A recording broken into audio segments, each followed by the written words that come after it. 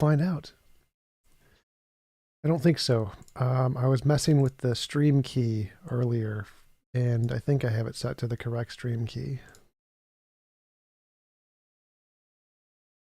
Sure. Normally people show up there pretty regularly, so I can. But yeah, if you want to check, go for it.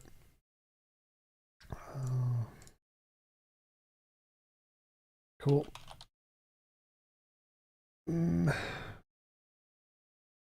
Awesome, Chris. So thanks for taking the time to have a conversation. We really appreciate you taking the time to discuss evidence for God. Would you mind telling us a little bit about yourself before we get started?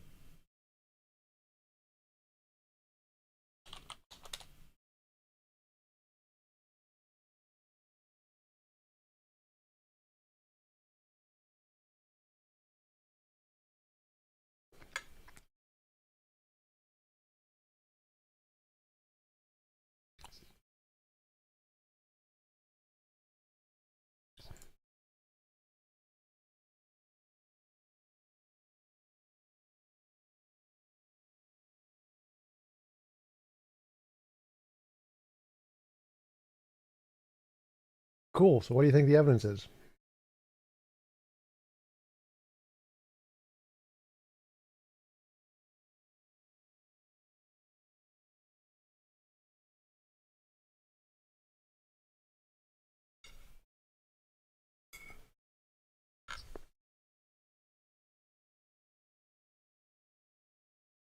Oh, wait. Sorry, no sound from the guest message in the chat. All right. Sorry, start over. Tell us about yourself. Now it should be good.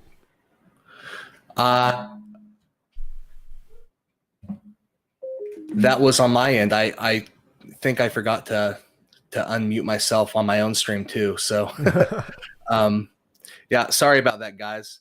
All right. So yeah, I'm a presuppositional apologist. I am Christian. I am Reformed. I believe that there is plenty of good evidence to believe in God. I believe that there is very good reason to believe in God. I'm also a master's student, currently about halfway through my curriculum, master's student in theology, training to be a pastor. So that's where I'm coming from. I believe the evidence to believe in the existence of God is the impossibility of the contrary. That's the reason. I believe it is a very compelling reason. And yeah, in my chat, go ahead and let me know if you guys can hear me now. But what I mean by that is that there are certain things called the necessary preconditions for intelligibility. Intelligibility I define as our ability to make propositions about reality and our ability to have any degree of confidence whatsoever in their truth, in whether or not they actually correspond to reality. I believe that's impossible to do without these necessary preconditions. So I would include in that things like logic, the ability to reconcile and bring together universals and particulars. I would include in that the need for an objective revelation from an all-knowing God. These are just some examples, but each and every one of those things, if they're not in place, then we don't have any confidence. We don't have any justification for knowledge. And so any worldview which does not include those things, its basis for knowledge, the degree of confidence it has is inscrutable.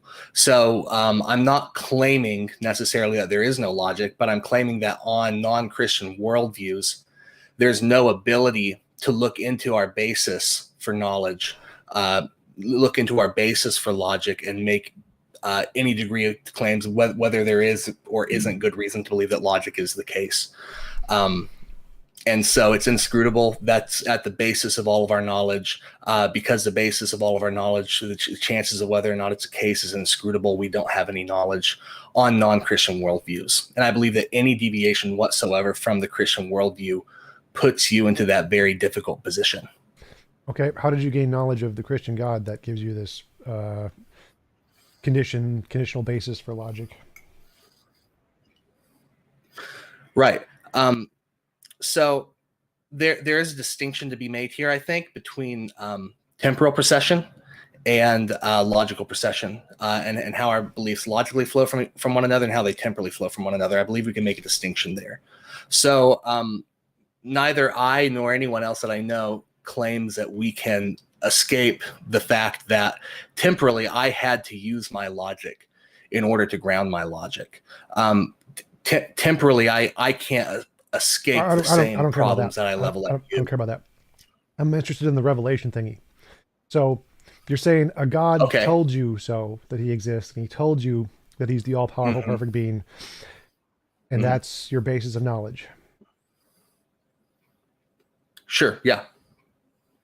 Okay, so if I said the all-powerful flying spaghetti monster came to me last night and he told me that the Christian God, complete bunk, there's no Jesus, completely fake, didn't even exist in history, and he's all-powerful and all-knowing, I now have divine revelation from the spaghetti monster. Is that a reliable basis of knowledge?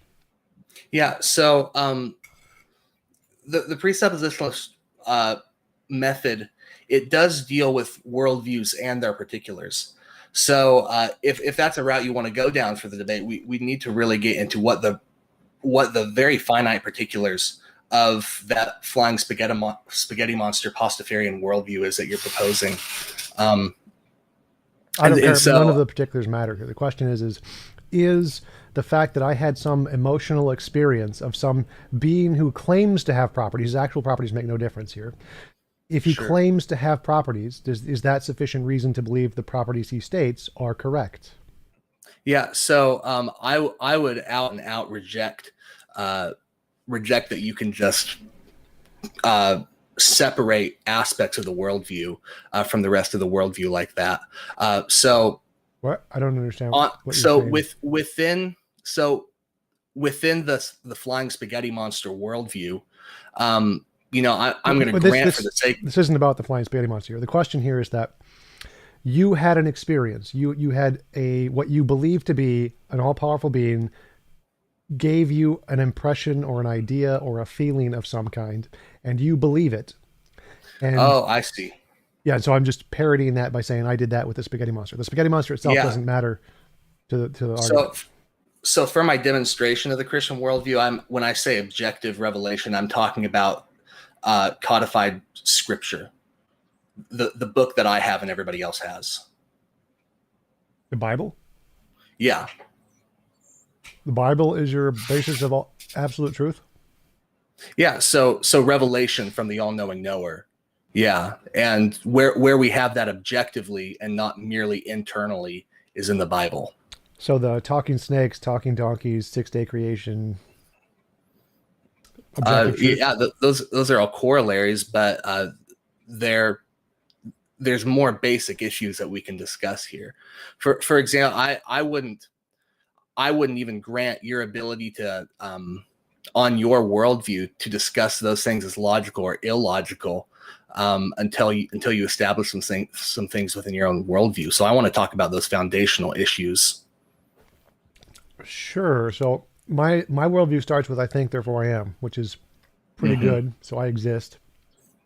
And that's a significantly better basis than I got a revelational feeling from an all-powerful being who said he's an all-powerful being.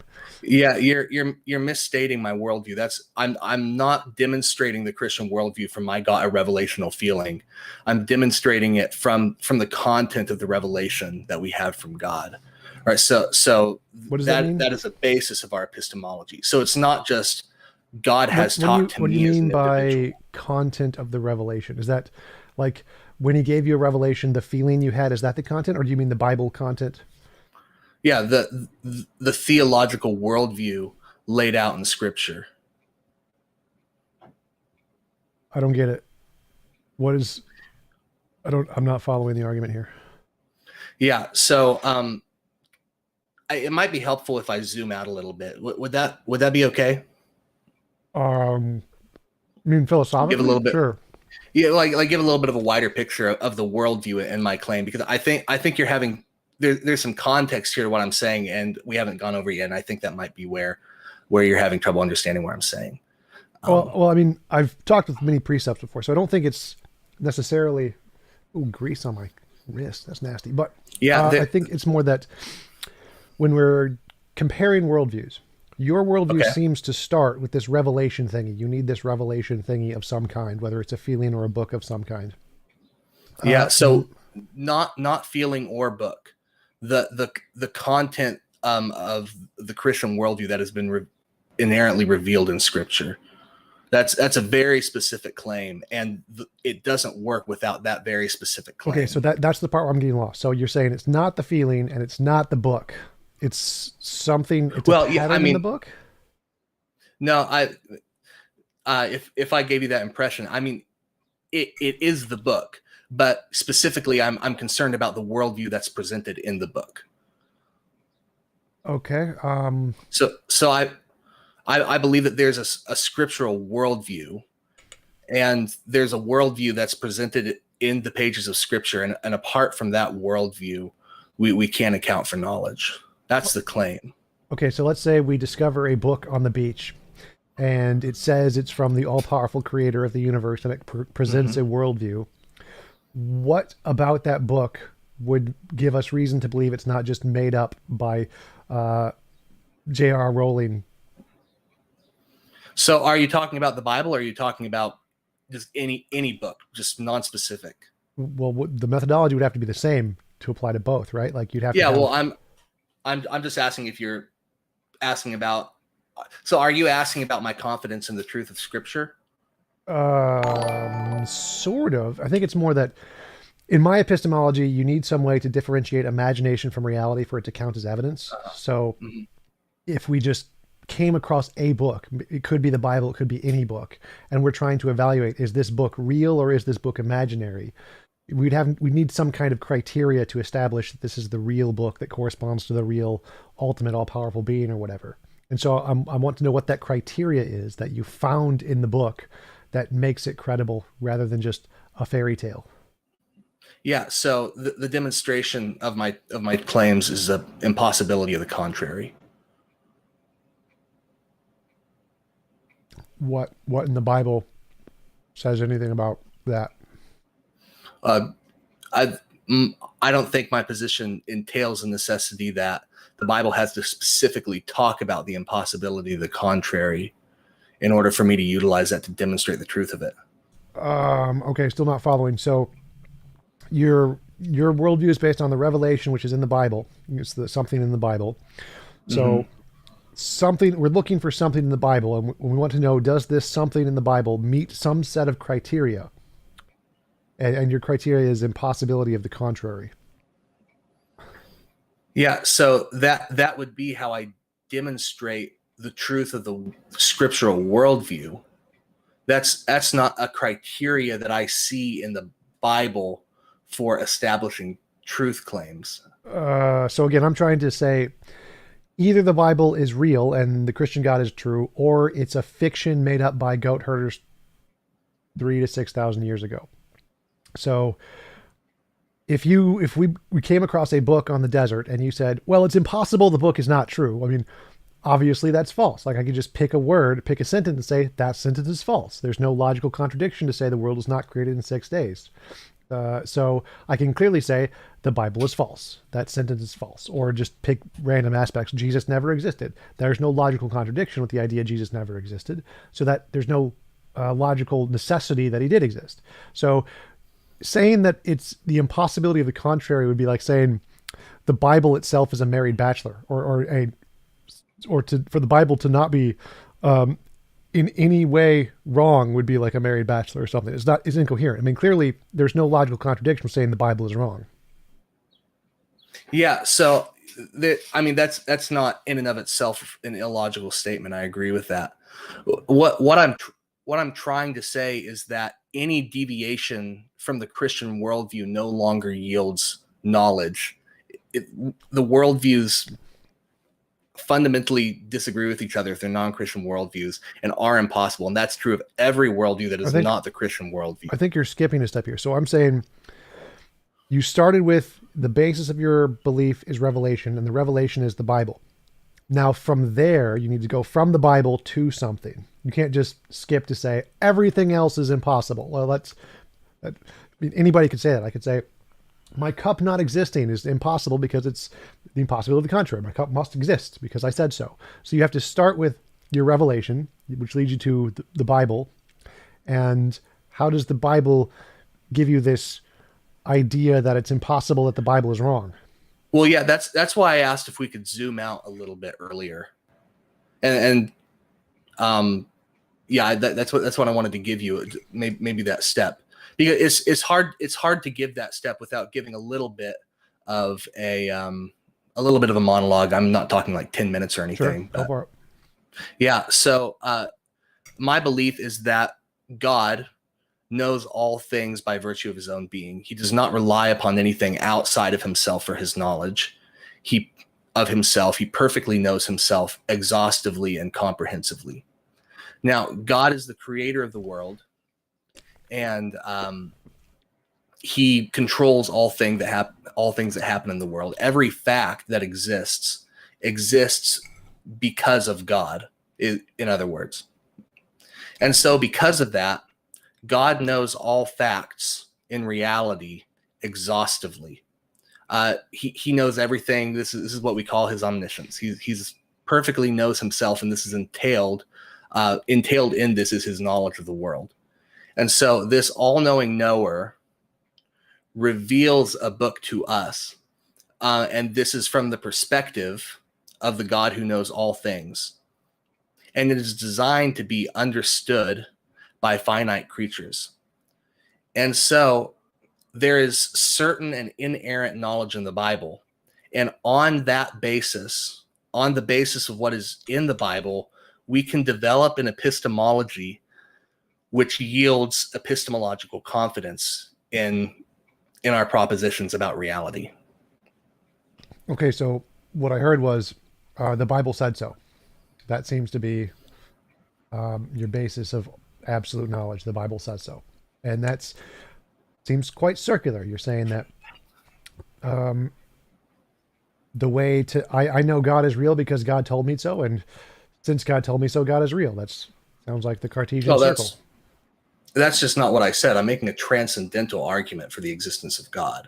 Right, so I'm laying out what must be the case for intelligibility to be the case. I'm not asking and I'm about, saying other worldviews. I'm not asking about the transcendental argument. I'm asking about epistemically, how did you come to this conclusion? So I'm saying, you said in order to have one of these worldviews, you need this revelation thing. Your revelation is God told you so. Where is the logical contradiction in saying God told you so? He was lying. Yeah, so I mean, once you're talking about a lying God, you're not talking about the Christian God anymore. I don't care. That wasn't what I was asking. So your idea of a God may not correspond to the actual thing. It may not even be a God. It may just have been an alien who decided to infiltrate your brain and give you visions and say, I, the Christian God, am all powerful and created the universe. There's no logical contradiction in that. So there's no logical contradiction in saying that your entire worldview is just based off of made up feelings you have in your head and nothing more. Well, that's a self-defeating worldview to posit a God like that. That worldview can't worldview in which God lies. So this doesn't even need to be God. This is not about God. I could say your revelation itself could have come from aliens. So no God. There's no God in this situation. It's just literal, like, super powerful green beings who have spaceships, and they are messing with your head, and they probe you, and they're just going to give you visions, and all of your revelation just came from these visions that the aliens made up. It's all fake. None of it's real. That doesn't entail a logical contradiction. Well, then we would still be in the position of not being able to ground any knowledge, and we would just fall into absolute skepticism. And even on that basis, even the statement that nothing is intelligible would be a self-defeating statement. It's impossible that that's the case. And so necessarily, I'm not following here. The Christian worldview has to be the case. So I didn't say anything about the ontology of the world here. Ontology could be any way I want it to be.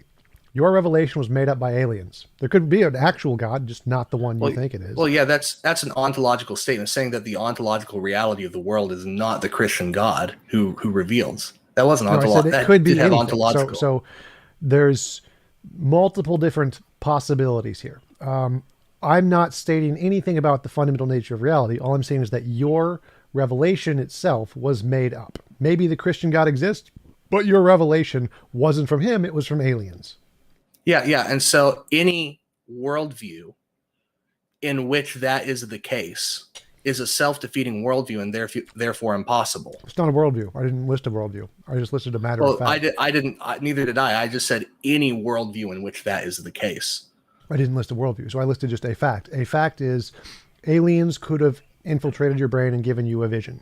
And so your vision is false. It is just a made up thing by aliens. It does not correspond to reality. And there's no logical contradiction in that statement. Yeah. Is there? So I'm agreeing that there's not necessarily a logical contradiction in that statement.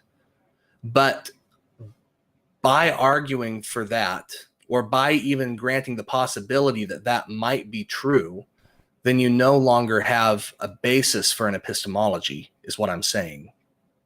I still have I think, therefore I am. So what? Yeah, that's not a basis for anything, really. Yeah, it is. It's literally epistemological skepticism is the entire epistemology based on the cogito. You start with the cogito. Yeah. So can I read you a quote that is definitive of my own thinking on the cogito? Okay. Yeah. So this is from Cornelius Van Til, and this is what he says about the cogito. And you might take this first statement as a little bit offensive. Just remember, this is Van Til saying it, not me. He says, those who seek to flee the voice of God start with the cogito as though it were a rock in the bottomless ocean. They cannot individuate. They cannot show how one fact, if it could be found, can be related to another fact. They cannot account for the uniformity of nature. They cannot use the law of contradiction, except they abuse it, making it destroy individuality as it succeeds in its reduction to abstract unity. They cannot find intelligible meaning in the words cause, substance, or purpose. There is no coherence in their thought. So there's a number of places where the cogito breaks down. Well, no, so he's just wrong on all of those. He's kind of an idiot. Van Til isn't a very intelligent person. But none of that matters to what I said. So I said you could be under a delusion by aliens. Your revelation is wrong. This is not a positive worldview. There's no logical contradiction in that statement. You've said there's no logical contradiction in that statement. So the contrary isn't impossible. It's literally possible that your entire worldview is just a fiction. We're talking past each other because I don't think at a single point in this conversation you've accurately understood what I've been saying. And so my contention is that any worldview in which the revelation is not taken as the ultimate starting point, the principium, foundation of all knowledge, reduces to absurdity and is therefore impossible. Right. I understand your position, but my question is why do you trust your revelation? Because it seems like you had a mystical experience and you trust that mystical experience. We know that's fallacious. We know that doesn't work. That's been debunked for thousands of years. That's a terrible basis of knowledge, but you seem to be thinking this is a good basis in your case for some magical reason. I think it's not. I think you're just imagining what you want to imagine. You have feelings and you correspond those feelings to reality. So I want to know, why should we trust your feelings?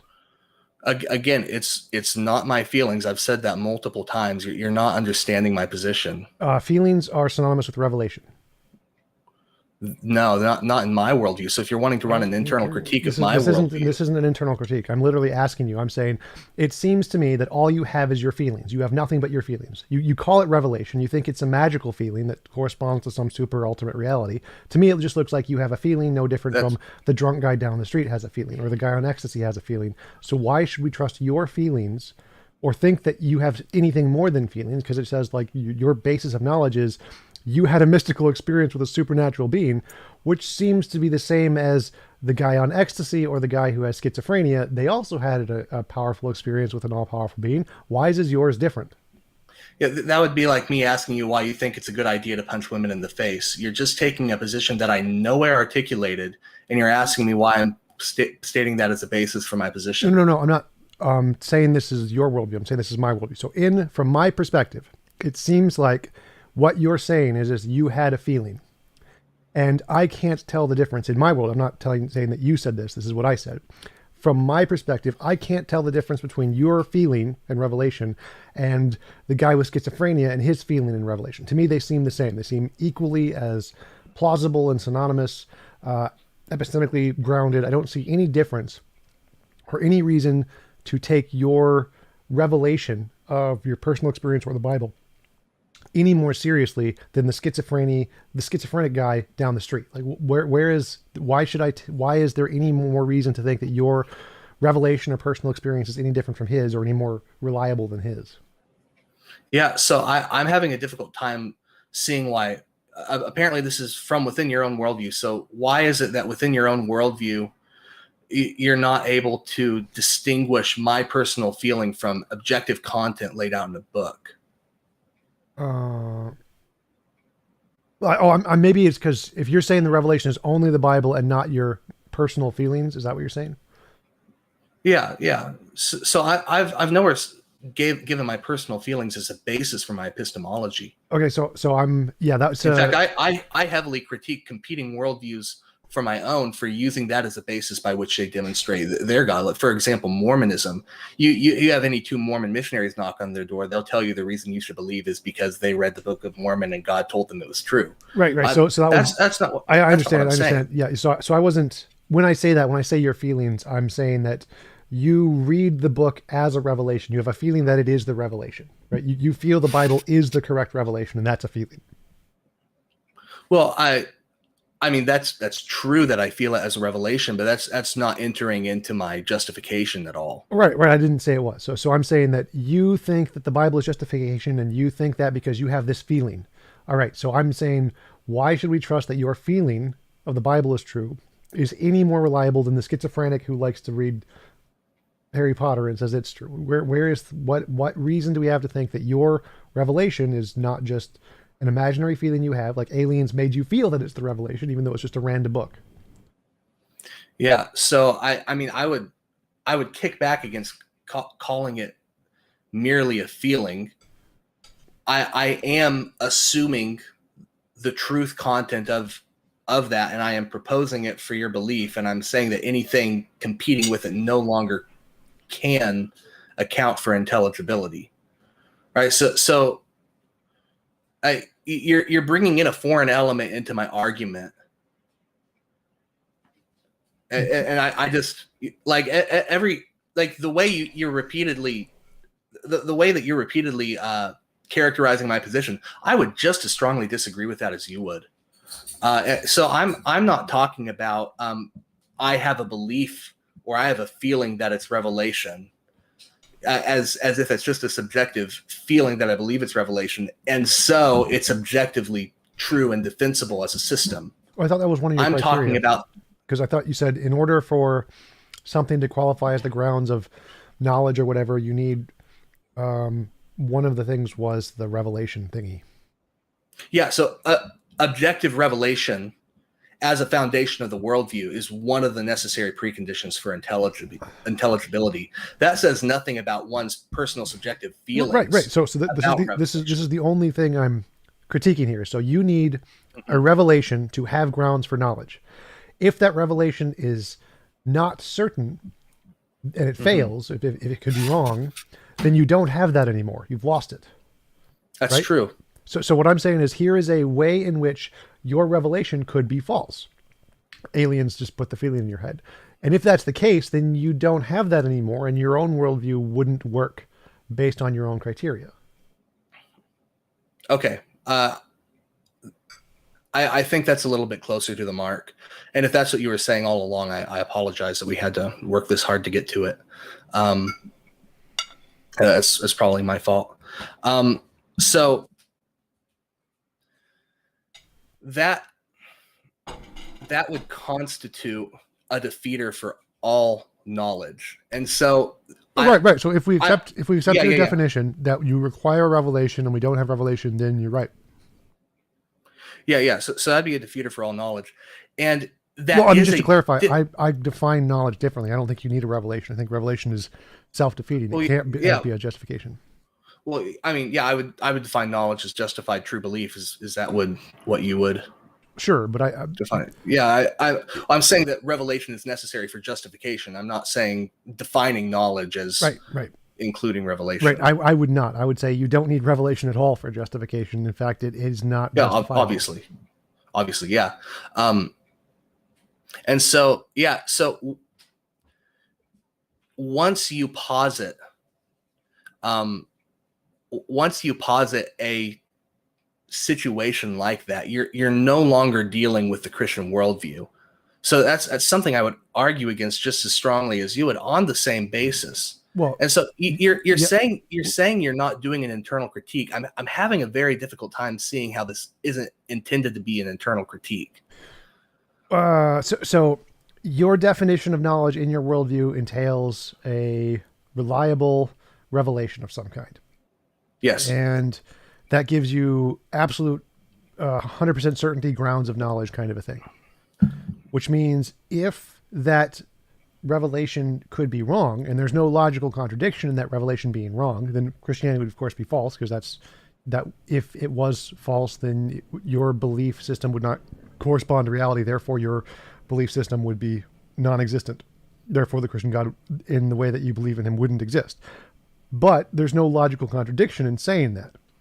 So yes, we are talking about that isn't the Christian God anymore, because if this revelation of yours is false and it wasn't the Christian God who talked to you, then the thing you believe in doesn't exist. It wasn't the thing that talked to you, and so it wasn't the one you imagine. Therefore, because there's no logical contradiction in the idea that your revelation was false, that doesn't give you justification to have absolute knowledge, because it isn't certain. Yeah. So you can say that McDonald's workers are billionaires, and there's no logical contradiction in that. That doesn't mean that's something that necessarily holds given the worldview analysis. Just saying no, there's no logical contradiction in something that doesn't mean that I don't have any means of determining whether or not that's the case within my worldview. Well, we already know in your worldview that you think it was the Christian God who talked to you. So I'm positing an alternative. You could be wrong. So I want to know, why should we think you aren't wrong, that this experience was, or this experience regarding the Bible is not just from aliens? And my consistent answer to that has been the impossibility of the contrary. It's logically impossible that aliens caused you a feeling that a book that isn't real is real. So the statement, the proposition, self-contained, divorced from all of its logical entailments, is not a logical contradiction. But when you look at that within the worldview that it necessarily implies, which is a worldview which does not include the Christian God, it reduces to absurdity on the grounds that I think I've talked about. How does it reduce to absurdity? Like where I'm not seeing the absurdity. Aliens fiddled with your brain and caused you to feel something that wasn't true. I don't see. Yeah, so it lacks the necessary preconditions for intelligibility, because you no longer have revelation, and so right. So no revelation, and why is this a problem? Yeah, so if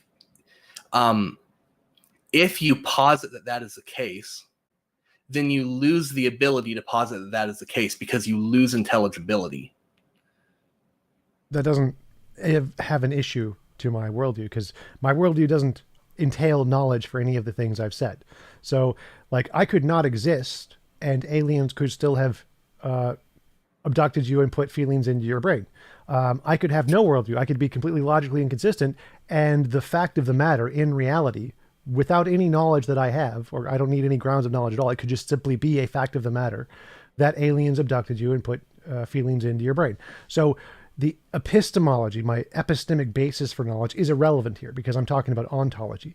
It could be ontologically a fact of the matter that aliens abducted you and put feelings into your brain for a book that isn't real. And no epistemic knowledge claims matter to that whatsoever. It's completely irrelevant.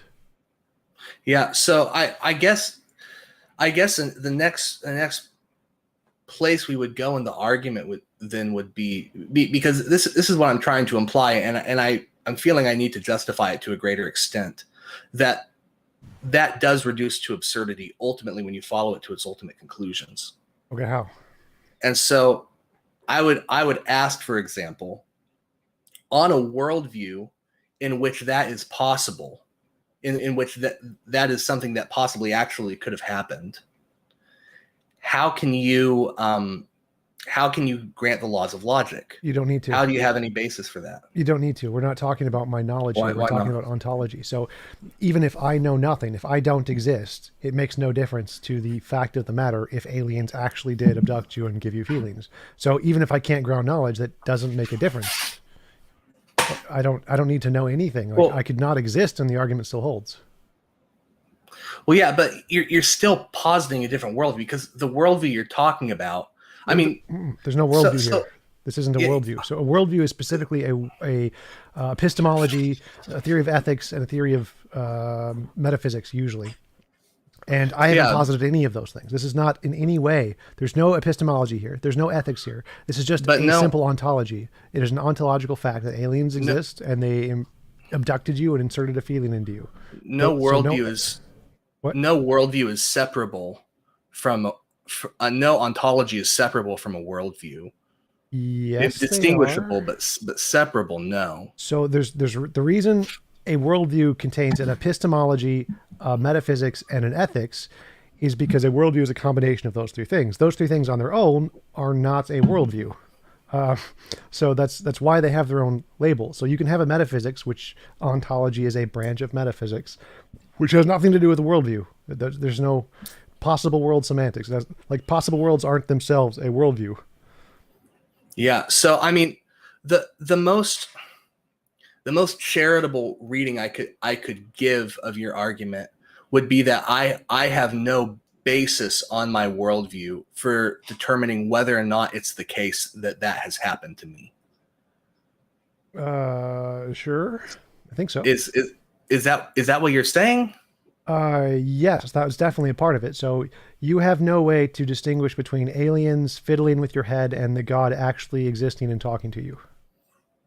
Okay, but you said sort of, so that's not all of it? That's the gist of it, but we moved on to the separate point about epistemology, which is completely irrelevant here because I'm only making a claim about ontology, a fact of the way the world is, which is irrelevant to epistemology here. So I don't need to ground any epistemology in this whatsoever. Whether or not I can ground knowledge, it doesn't matter. But that ontology is not a Christian ontology, and so you're right. You're mixing an internalist and an externalist critique. What? No, this isn't an internal critique. So I'm accepting for the sake of the argument your definition of knowledge that it requires revelation. So just that part is internal. So that part I'm saying, okay, let's assume if that's true. So then I'm saying if you're wrong, like not if your definition is wrong, but if your experience is wrong, then you don't have that. And by your own internal definition, you wouldn't have knowledge. So in that sense, yeah, you're right. I'm combining an internal and external, and there's no contradiction there. Because what I'm saying is if we accept your definition and the facts of the world don't meet your definition, then you're wrong and you need to show that you're not.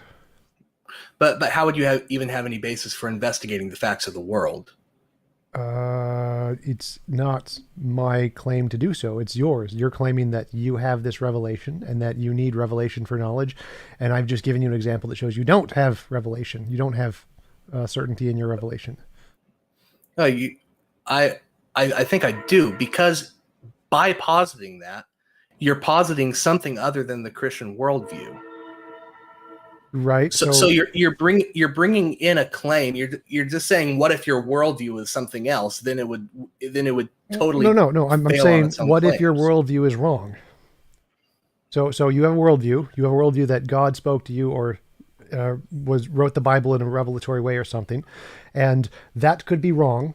And if it's wrong, you don't have revelation. So I'm not saying. What if your internal worldview was changed to something else? I'm not saying I'm not trying to change your worldview at all. I'm saying you could be wrong. There's no logical contradiction in that. I mean, yeah, there's not necessarily a logical contradiction in the statement, I could be wrong. But everything you're entailing about what would constitute me being wrong is logically self-defeating because it does not include revelation. So that's the part we've going into how, because there's no logic required at all for this. This is purely ontology, so my epistemic basis is irrelevant here. There's no ontological contradiction with your idea of the world being wrong.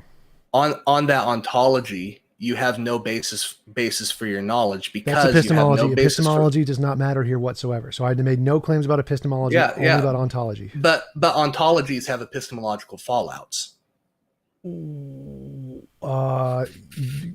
Maybe, but that's kind of irrelevant to anything I said. So it's absolutely not irrelevant, because you're positing a completely different ontology from my own and saying, well, what if that's actually the case? Yes. And I'm saying that would have a completely different epistemological fallout. I don't care what happens epistemology. On that ontology, you would have a completely different epistemology. So again, it doesn't matter. Epistemology doesn't matter here. So unless you can show a contradiction in the ontology itself, what happens in the epistemology doesn't matter. It's not a contradiction to have silly epistemologies. I don't care how silly the epistemologies can go. If there's no logical contradiction in the ontology, which is the only claim I'm making, then there's no logical contradiction in the Christian God being wrong. You're wanting to tweak aspects of my system without it touching other aspects of my system. No, I don't want to. This is not about your system. So I'm saying your system is wrong. Here is one way your system could be wrong, and there's no logical contradiction. So, well, yeah, if my system was that, it would be wrong. But that's not my system. I'm not in any way characterizing your system. At no point in this conversation am I attempting to characterize your system. I don't care about your system. What I'm saying is here is a way your system could be wrong. So you have an idea, your idea is wrong. This is the real way the world is. This is the real ontology. Your idea about ontology is wrong. And so you have an idea that there's a Christian God that does not correspond to reality. So the Christian God does not exist. The Christian ideology is false. There is a different ontology. And this ontology entails, as far as I know, 3 facts. Aliens abducted you. They made you feel something for the Bible.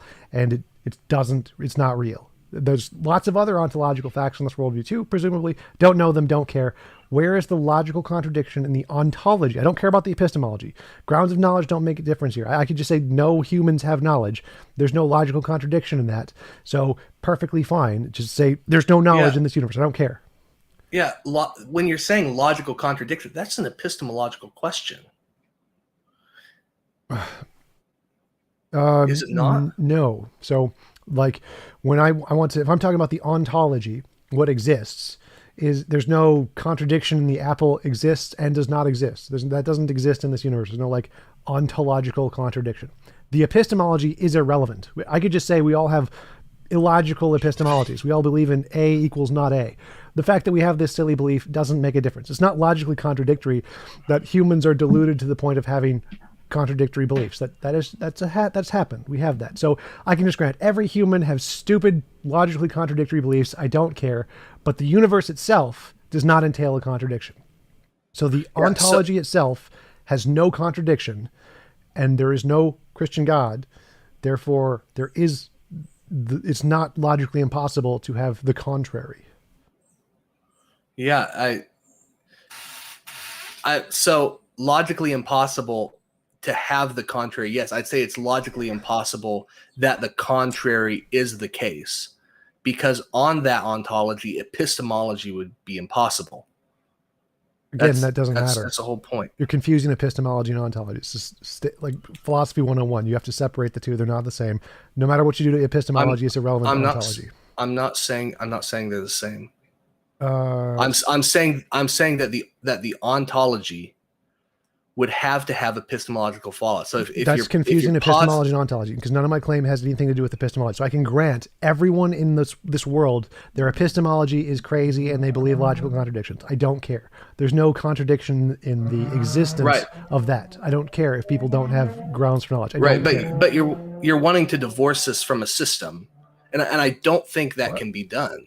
I don't know what you mean by divorce this from a system. Right. So you're changing something in my system and calling it my worldview. No, I'm not. I'm not doing that. This is not your worldview. I can say that this is not your worldview. You do not believe this. Obviously, you do not believe that you were kidnapped by aliens and they made you feel something.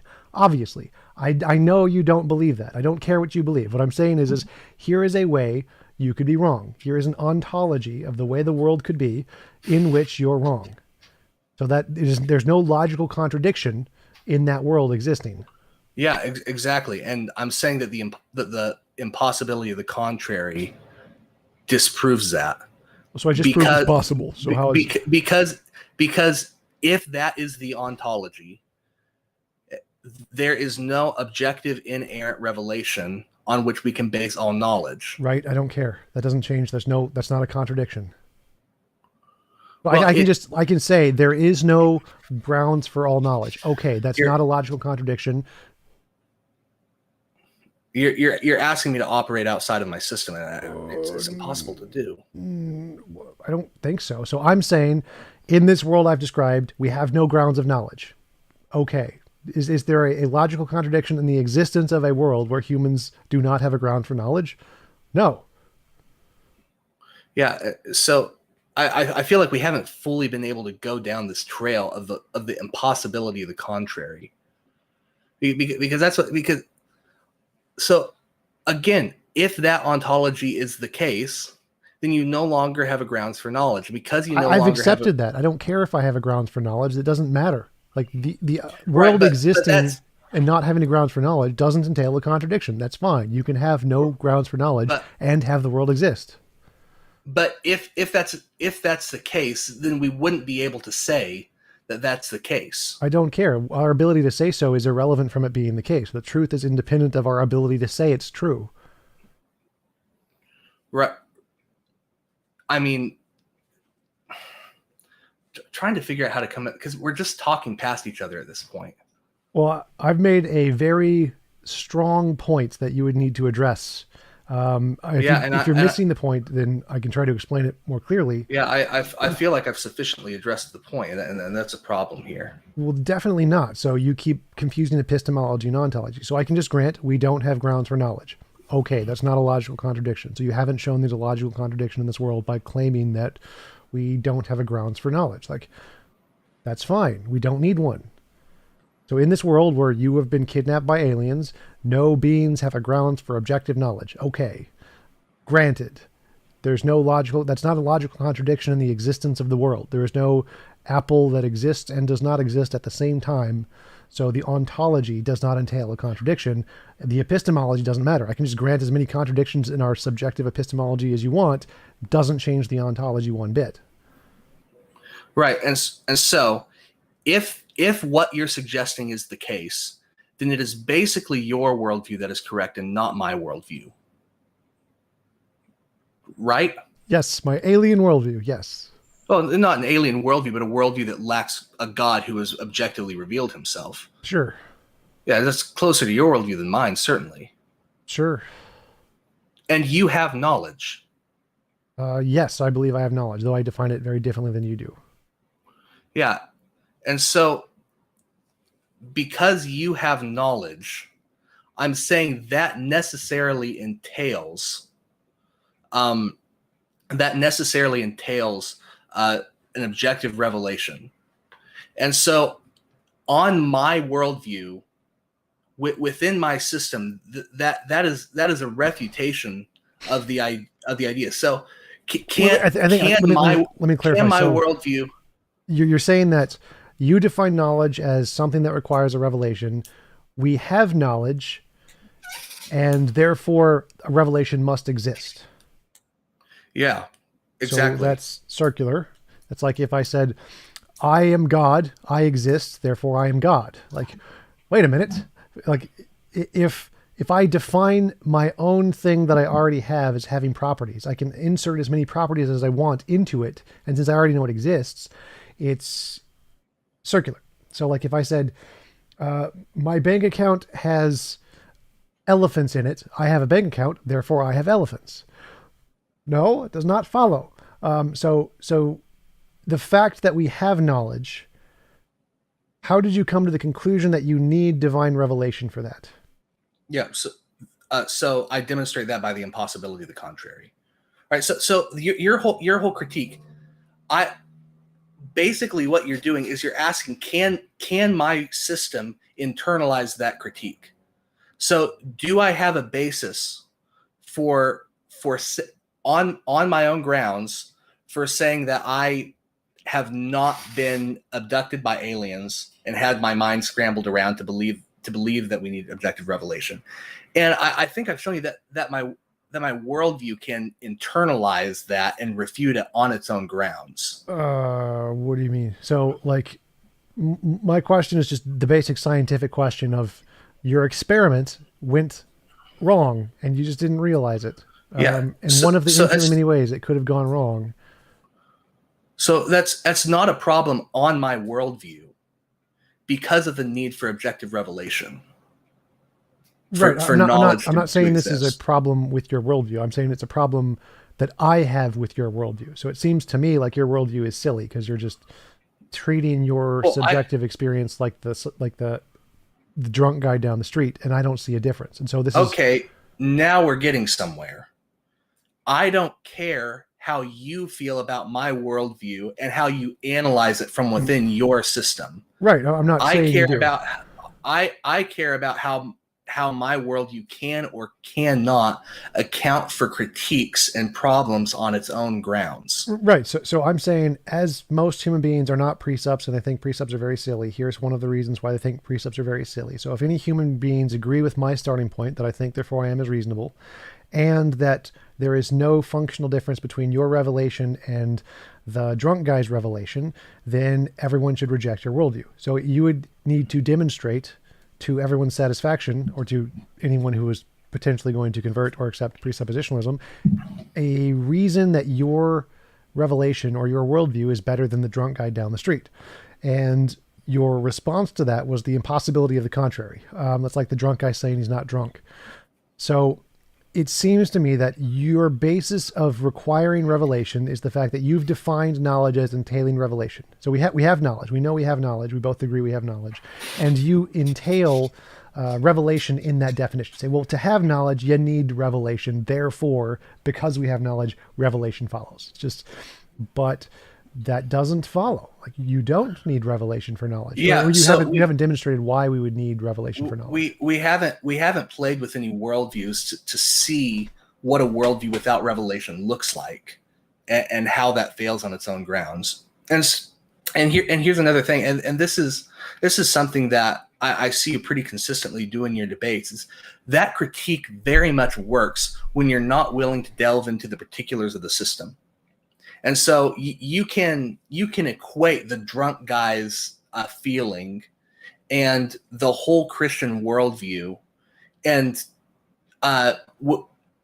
there's no logical problem with that, as long as you're only talking about them by name and not actually talking about the content of those things. But I find it very disingenuous to equate the content of a drunk man's ramblings and the content of the Christian worldview as though they basically have the same epistemic value and the same truth value. Why? And can be investigated in a similar way. Why? I think they can be. Most philosophers do. Yeah, well, I mean, just to be fair, so in any claim anybody makes, the ramblings.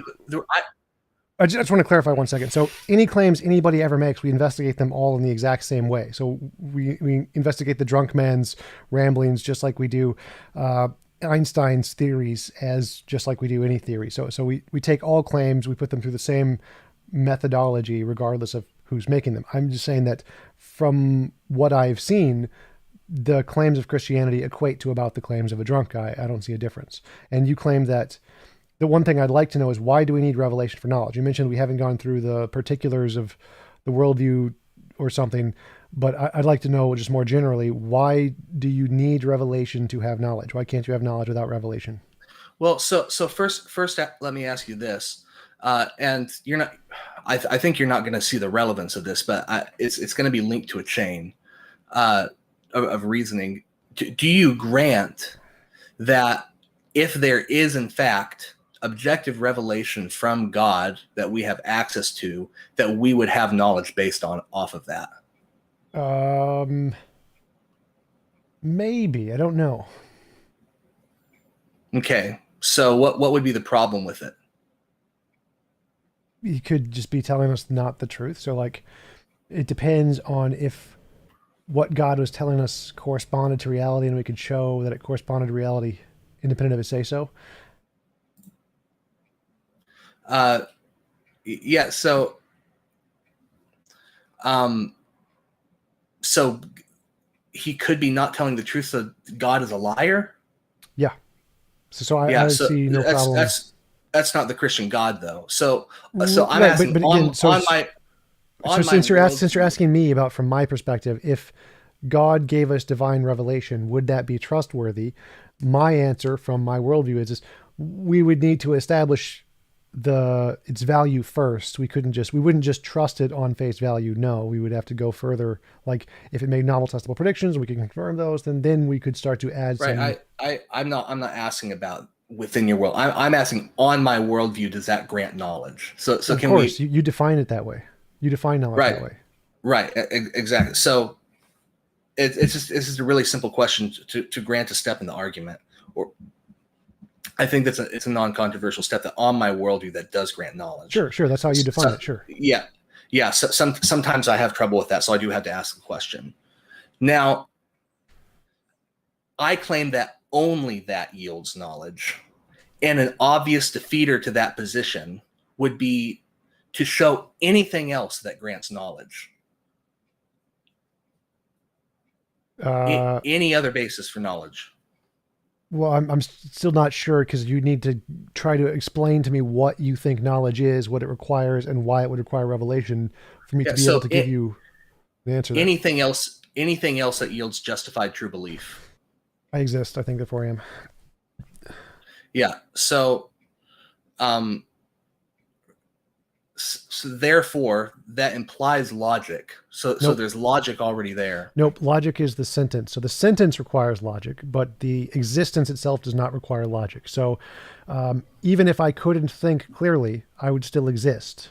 So my ability to use logic is irrelevant here. I'm just using that to talk to you, but that's irrelevant to my existence. If I couldn't speak, it wouldn't change anything. But you're not saying an analytic statement. You're synthesizing two things. You're saying that there is something occurring called thinking, and that it necessarily implies something else, which is existence. Nope, those are synonymous. So thinking and existence are the same thing in most versions of the cogito. Thinking and existing are the same. Can Yes. you qualify? Can you justify that? They literally mean the same thing in the sentence. So like the thinking is a specific process that entails existence. It is a thing occurring in reality. So it is existence. So if they're the same thing, then you could just as easily say I am, therefore I am. Yeah, you could just say I exist. You don't even need, it's a tautology if you say it twice. So I exist and I can experience my existence. So again, the sentence makes no difference here. Analyzing the sentence is irrelevant. It's purely descriptive. It's like saying the sky is blue. Like, doesn't matter if you don't need the laws of English for the sky to be blue. It's irrelevant. The laws of English apply to the sentence that I need to say the sky is blue in a coherent way, but the coherence in the sentence itself is irrelevant to the fact of the matter. The sky exists and it is in fact blue, or reflecting that wavelength of light. So my existence, the fact that I exist, is irrelevant to any logic, any of the statement, any of the argument. All of that is just descriptive of the fact that I exist. Well, if it's simply tautological and you're just saying I exist, then it's just arbitrarily stated. You're giving that with no evidence whatsoever. I experience it. It's the experiencing it that is the evidence. So the experience is a justification. So already you have something more basic than I exist in your worldview, and so there is a logical entailment there. No, again, the logic is purely descriptive, nothing else. I am thinking because I have this experience right now. There's no logic here. The sentence doesn't matter. Ants have experience. The ants don't have logic. They don't care. They still have experience, and so they exist. Yeah. And so if they have a belief I exist, and they have a justification from their experience, they now have a justified true belief that they exist.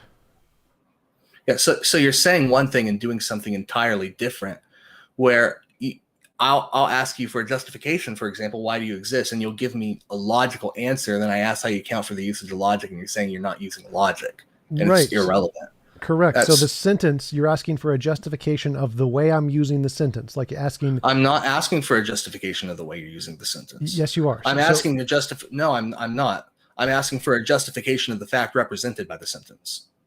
No. So the fact is that I exist and I have experience of it. Though, like, I literally experience them. I don't justify them. The experience itself is the justification.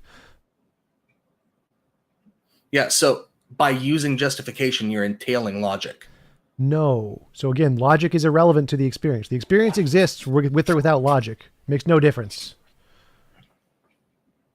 Well, yeah, the experience exists with and without logic. I can grant that, but the fact that that entails existence, I still think needs to be justified.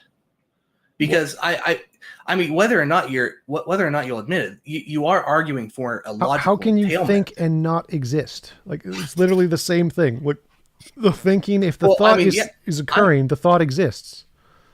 Occurring in I'm not reality. I'm not saying that you can separate those. And I would zoom out though and say that the only reason that you cannot separate those is because of the Christian worldview does give a basis for logic. The basis And for so logic doesn't matter. So assume there's we no can go basis for into logic. this. Assume there's no basis for logic. Can you think and not exist at the same time? If there's no logic, then perhaps, yeah. No, so that's incorrect. That is the incorrect answer. So logic describes reality, not the other way around. Bases for logic are irrelevant. They don't make anything occur. Reality is reality with or without our language. Well, yeah, that's a problem. When you're saying logic is a description of reality, that's an a posteriori model of logic. And so you're sneaking that into the cogito ergo sum, and No. you're using that as a foundation for a worldview, but sneaking in a posteriori reasoning into it, and so it can't function as a basis for the worldview. It's viciously circular. Nope. So that's wrong. So the construction of logic itself comes after the experience of existing. So I have an experience, I exist, and then I create a language of logic to describe that experience. Yeah, existing doesn't entail logic, though. You're right. It's a language. Like ants can exist and they don't have logic. So as I said, I exist. I have an experience of existence, and then I make up a language. That is a camera. That is a TV. One is one and not the other. So I've now just created the law of identity and the law of non-contradiction. So if you've made it up, then what guarantee do you have that it actually corresponds to reality? It's meant to describe my experience, and those are the things I'm experiencing. So what? So what? It's meant to describe your experience. How do you know that you're accurately synthesizing your experience? It doesn't make a difference. Like, I didn't say I'm accurately synthesizing reality. I just said I'm created a language to describe my experience. I experience a camera, I label it camera, and I claim it's not the same as the TV. Whether it is or not makes no difference. The language works very well to describe my experience. My experience corresponding to reality here is irrelevant. Yeah, it absolutely is relevant, though, because if it needs to correspond, I mean, still, if it's your experience is a part of reality, right? Sure. So the fact that you're experiencing it is still an aspect of reality. Definitely. So if you're going into it with the assumption that you can logically perceive these things, synthesize these perceptions, whether or not they have any correspondence to the outside. There's no logic here. So I just have an experience. I have 0 words. I can say literally nothing, but I'm going to describe it to you in the third person. I have this experience and I can label these things. I think the contention that there's no logic here is just absurd on its face. Do ants have logic? Well, I mean, they reason and they use brains. I mean, you can say it's ultimately instinct.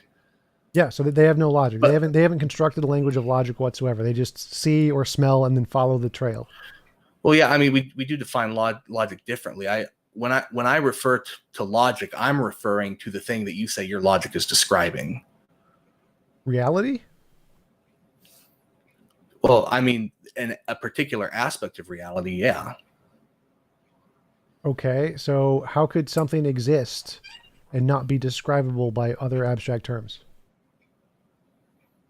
I'm not seeing the relevance. Logic is a made-up abstract language that we use to describe things that exist or and don't exist.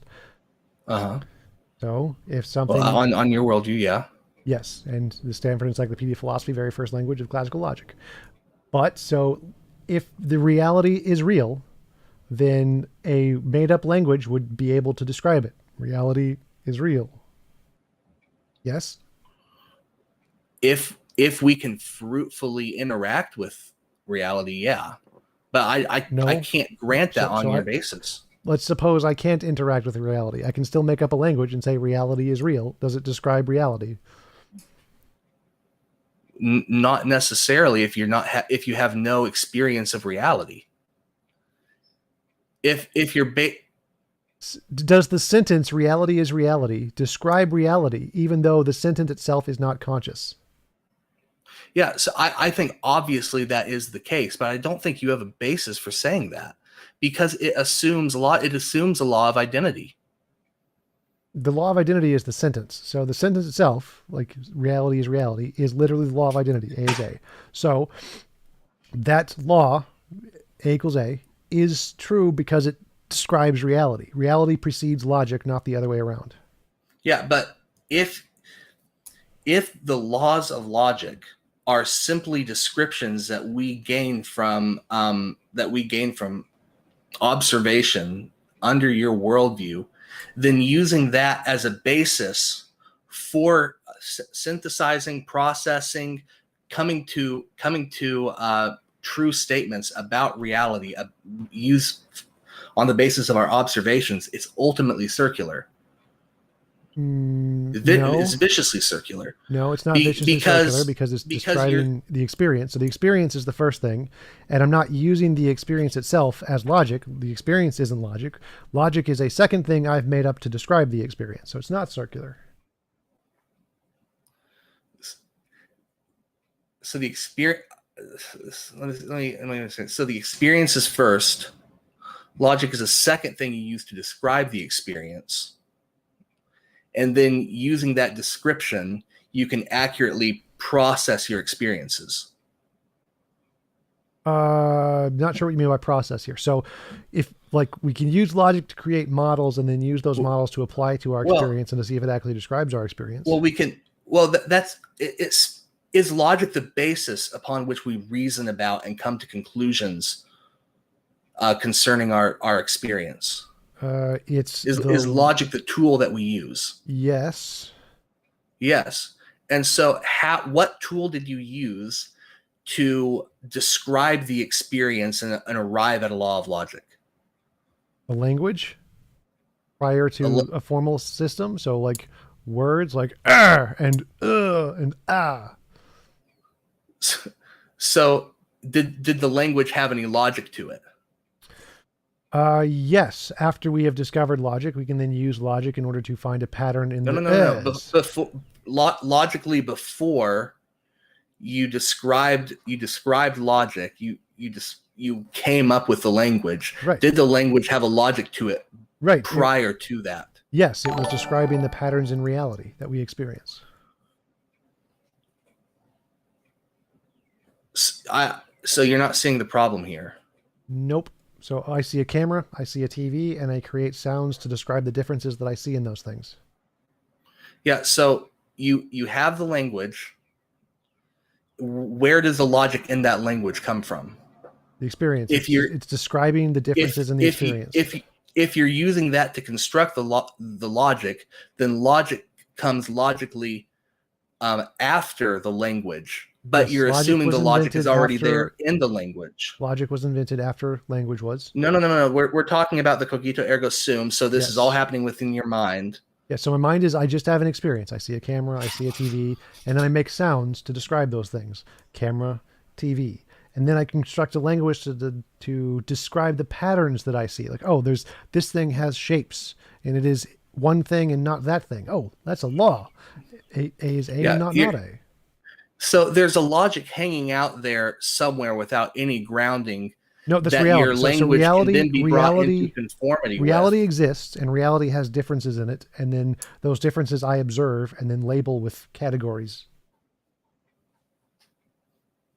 Yeah. So there's a logic assumed in that. Nope. Reality has differences. Does not assume a logic. It assumes reality exists and has properties to it. Yeah, it takes logical logical reasoning to deduce that reality there's things that can be distinguished within reality. You don't need to deduce anything for reality to exist. Well, no, not for it to exist, but for things to be distinguishable within it. Yeah, that's what you said. That Right. there are So things distinguishable within reality. So there are things distinguishable within reality, and then I make up a language called logic to do the distinguishing. Okay, so that still implies that there's something logical about reality that you're describing. No, it implies reality exists, and I use logic to describe the reality. It's not like reality is just going to be inherently random, and even if it was, it would still be described by a language. So but there's why no does logic there in reality. But why does it exist that way? Why is reality reality? No, not why is reality reality. Why does it have the properties that it does? So why is reality reality? No, that I think you can clearly distinguish the two questions. Not really. I'm not sure what you mean here. Like, why is reality have patterns and not insanely random and chaotic?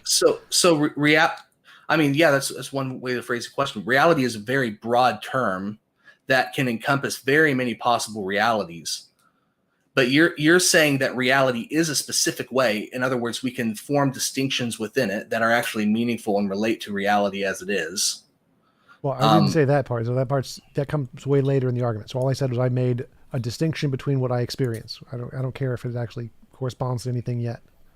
Yeah, but that could be a totally artificial distinction. It could be. It doesn't make a difference to anything I've said yet in my argument.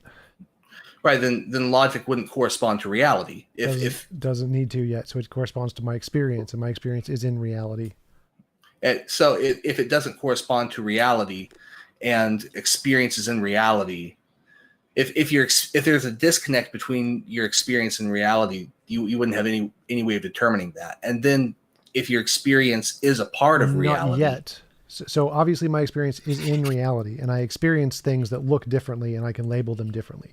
Now, whether or not that corresponds to reality as it is, the ontology, is irrelevant. Doesn't make a difference. So I could be like, everything's a delusion. I'm hallucinating the camera and hallucinating the TV, but I can still create a language of logic to describe the apparent differences in those things that I see. Yeah, that's assuming that there's something logical there in the first place. No, it's assuming that I experience. Well, it's not assuming anything. I experience it. It's not an assumption. And then I make up a language to describe the thing I'm experiencing. There's no assumptions there. There's no presumptions at all. I don't see how there can possibly not be a presumption in that. I have experience, no assumptions. I experience fact. But the part where you get to that there are distinguishable things within that experience, the part that actually corresponds to the reality of your experience. Wait. So none of that matters. The logical entailments. So again, I have an experience. I experience a camera and a TV or whatever you want to label that. It doesn't make a difference. It is a fact that in this experience, these things are distinguishable. They have differences to them as far as I can tell, made up in my head as far as I know. I don't really care, but they are distinguishable. So it's a fact that I'm having an experience, and that experience entails distinguishable things. There's no assumption there.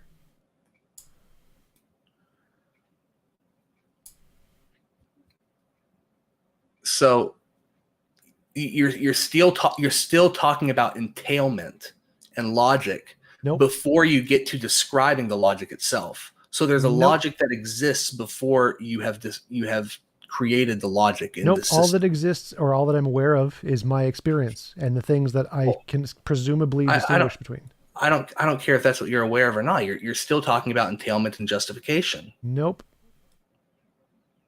I have an experience. It's your terminology. It's not mine. I have an experience. That's it.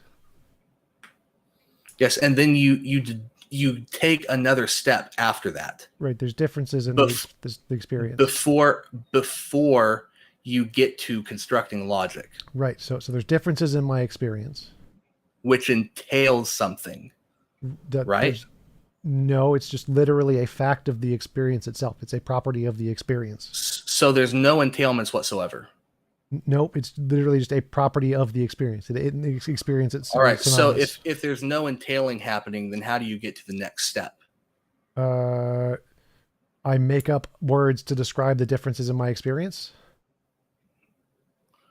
Right, which is completely arbitrary on Yes. so far. That's how making up words works. It's completely arbitrary. Yes. Right. And the fact that there actually is something distinguishable within your experience that has no basis whatsoever on anything. Could be an It just illusion. is, Makes no difference. is the case. Yeah, it just is the case. So in my experience, it could be an illusion, but it seems like there's a camera there and a TV there, and I make up words for them. Okay. And that entails something else. So what does that entail? What are you talking about? Where we are so far? Like we've entailed something. So how do we get to the next logical step? Entails that I made up words and then I make up patterns in those words. Right. And so keep building the system. This is Okay. to see how the system builds. So when making up patterns in these words, I notice that thing is that thing and not that thing. And so I make up the law of identity and the law of non-contradiction, the law of excluded middle based off of my descriptions of these experiences I have. Okay, so at this point we have laws of logic. Yes. But not before. Nope. All right. So how did you get those entailments and get to the point that you have logic without logic? I saw it and I labeled it. And then I found a pattern in the way I was labeling things. Right, and the pattern doesn't entail logic at all. The pattern. So the fact that there's patterns and that you can recognize them and that right. you can identify that one thing is equal to another thing and another thing is not equal to this other thing. Right. That the differences does not themselves already entail. The differences themselves do not entail logic. No, that's just my experience. Like I could be an ant and not be able to differentiate, or I could be crazy and not be able to differentiate. So the experience themselves and the differentiation between the experience does not entail logic. No. Yeah, but so it entails that reality is such, or some part of reality is such, that there are things that are identifiable with one another and things that are distinguishable from one another. Yes, reality exists. Right. So why is reality such that some things are identifiable with each other and other things are distinguishable from one another? That isn't a part of my argument yet. That's way down the line. So you never start with ontology because it's circular. You're utilizing that though. Oh, no, I haven't. So I've just because reality is. I've never claimed I knew why reality was reality. I don't need to. Like you can't start with that. It's circular to start with what reality is. You have to start with I think and I experience it and then try to build up a knowledge of what reality is. But you can't start with what reality is. But to assert that there's I'm still not seeing how this has anything to do with why you need revelation. Still not following at all. Well, because I don't think you can construct an epistemology off of what you're doing here. Well, I just did. It's literally called epistemic solipsism. It's a proven in philosophy. So why do you need revelation here? Yeah. So there's something within reality that actually is distinguishable from something else within reality, even if that's completely within your system. Sure. Right? Yes. But the fact that you're stating that actually is the case and you don't have a basis for determining whether or not that's the case yet, it's 100% arbitrary. So I'm not talking about your experience like it's right now. I'm talking about So yeah, I want to clarify. So about the very nature of reality are arbitrary because you are asserting something about reality, even if that reality is purely within your experience. Right. So I'm claiming about reality that I see different things and I label those different things. So we're like those things may not exist. It may be illusory. Right. But the fact that you're seeing them and identifying them indicates that there is something distinguishable between them. Sure. Maybe just in my head, but yes. Right. So how do you justify that there's something distinguishable between them? Because I'm experiencing them differently. Right. So the justification is in your experience. I'm experiencing them differently. So the experience itself is the justification. Yes. Okay. So everything is grounded completely arbitrarily. No, because arbitrary means based off of no set of laws. There is a specific law here. It is that I experience it. This specific law is before logic. So where is the specific law coming from? It's the experience itself. So law is not a logical law here. Laws just describing patterns here. So you don't need the logic is irrelevant here. So my experience, I have an experience and I experience some things differently and I describe that. So I'm still, no way have I seen anything you've said that entails revelation here. Yeah, well, we're still getting there. Okay, let's just skip to the part where we explain why we need revelation. Yeah, so you're assuming that there actually is something in reality that makes it so that things are distinguishable from one another, even if it's purely within your experience. No. And so, well, so I'm not assuming that. I'm literally experiencing that. So I experience the things differently. So obviously something's going to have to cause that, unless I was the necessary being or whatever. So clearly there's probably, I'm made of a brain of some kind, and the brain differentiates stuff for me automatically. I don't assume any of that, but I just know that whatever's going on, I experience things differently. Yeah, but how are you differentiating it? So I mean, if I literally see things differently, right? If different colors, there's a color there and a color there. My brain is doing the distinguishing. I'm not doing anything. If universals and particulars are completely a posteriori, how do you distinguish the first universals and particulars? What? I haven't. The particulars I've established. I haven't established any universals yet. Yeah, so if you can identify two things with each other, that implies something of a universal, either arbitrary or non-arbitrary. Nope. You can have purely subjective, paraconsistent logic where it's an identifiable only within some subset of reality. So it doesn't actually entail a universal. But that's irrelevant.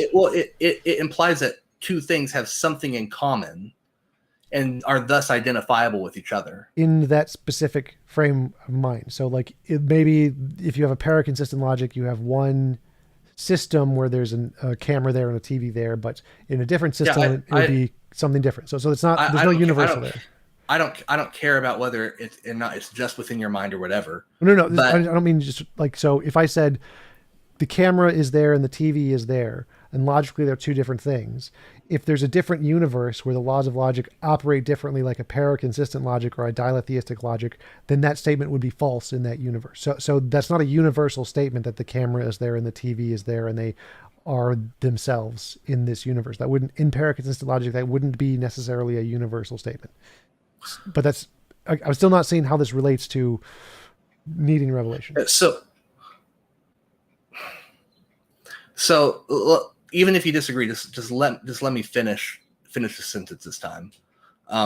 So what I'm seeing is that you have laws and logic before, and I know you disagree with this, but you have laws and logic before logic, and so you're just assuming logic grounded out there in the nether somewhere, and then using that for the basis of a system, which is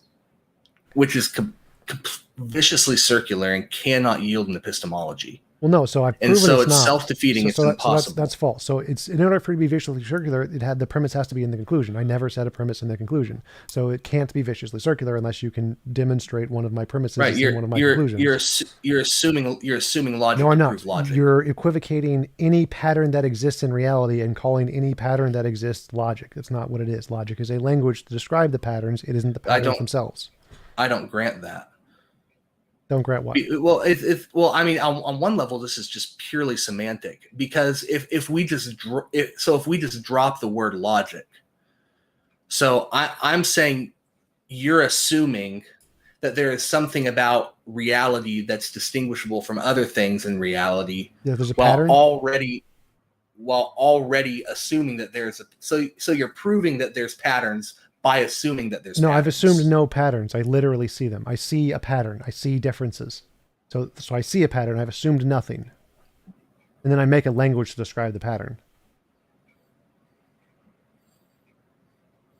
But it's assuming the patterns are in fact there. They could be fictional. I don't care. I know for a fact that I experience the patterns. I don't care if the patterns are there.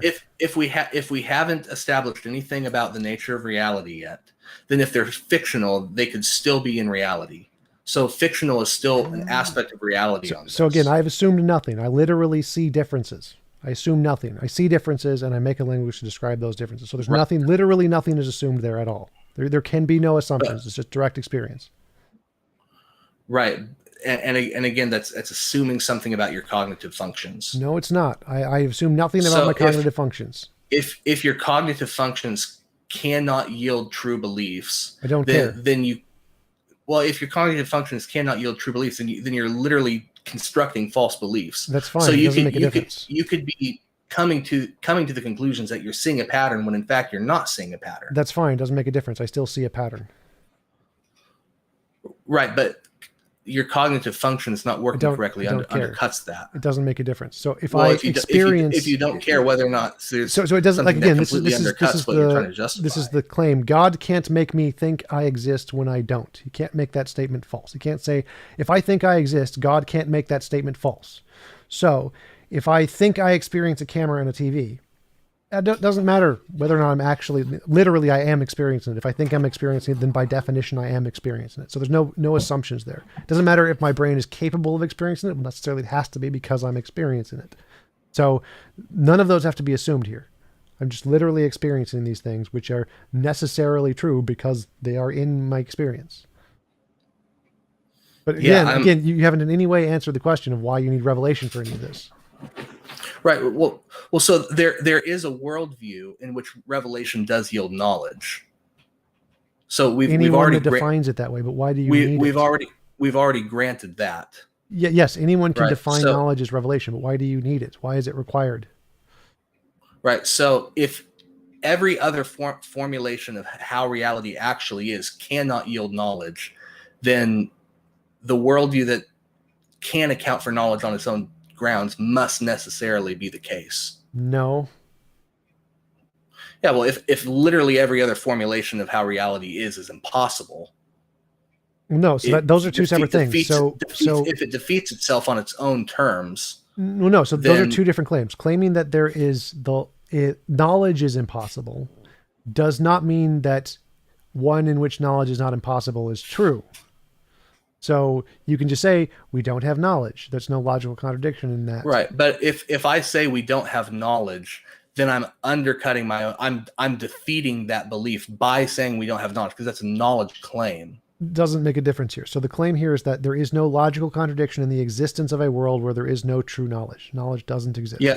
Yeah. So if I say we don't have knowledge, then I'm making a true belief, and and it's justified in that case because I've reasoned my way to the true belief that we don't have knowledge. Right, but there's no revelation there. So you can. I want to clarify this. So if you add an arbitrary definition to knowledge, knowledge must be purple. If it's not purple, it's not knowledge.